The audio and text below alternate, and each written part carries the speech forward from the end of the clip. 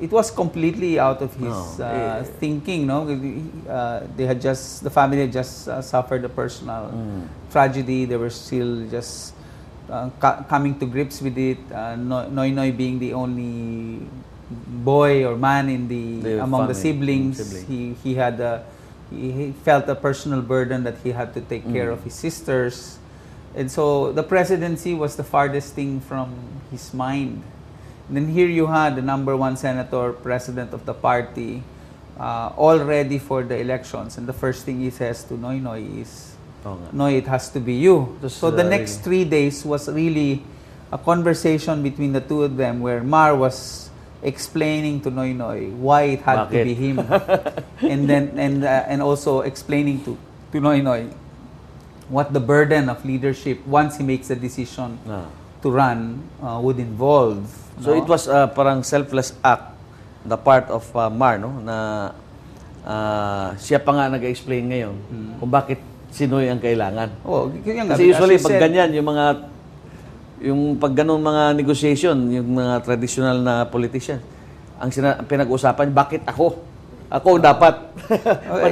It's quite unlike, different, it's quite unlike any of the other conversations or negotiations that involve the other parties. No? There was, again, I'll tell you a secret, secret of the trade. We heard one other camp. No? In fact, in the end, the two contenders, neither of whom had proceeded to run for president. Okay. But in one other camp, we heard that there was one person who has decided to eventually run.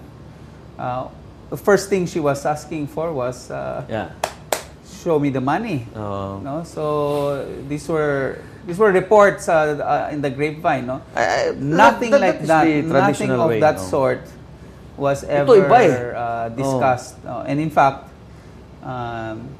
they continued that conversation up to lunch of September 1.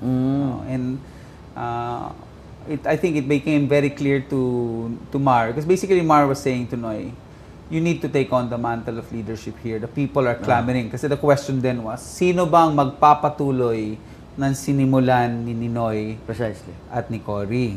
Yun yung bottom line. That was the most fundamental thing that had to happen. Who will continue this fight? And sabi ni Mar, Noy, it has to be you.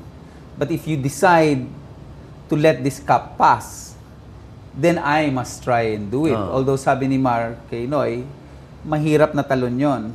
From, saying from the legacy of Cory to Rojas. So sabi niya na more logical would be you.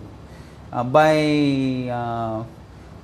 September 1 lunch, it was clear to Mar that Noy was willing to consider it.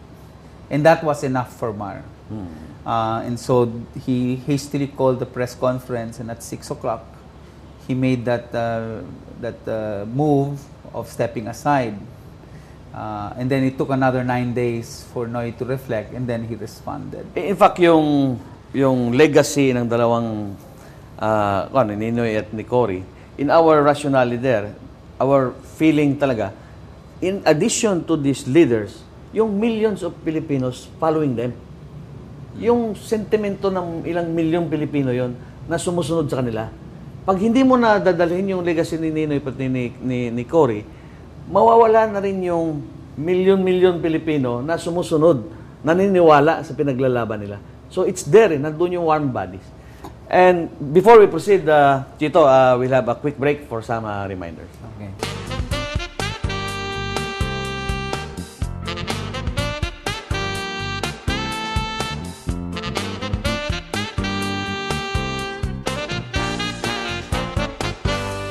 No doubt, you can indulge in a grand getaway every day. Live up to the authentic resort living at Amia Resort Residences, located at Libre Road, Buan, Davao City. It feels like you've traveled across the seas the moment you step out of your home.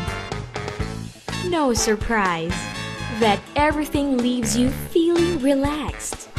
Here at Amia, health and wellness are all yours, along with gardens that soothe and calm your senses.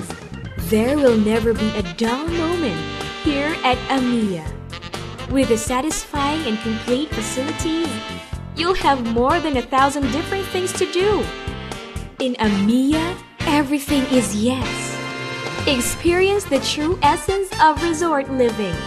Be at AMIA Resort Residences.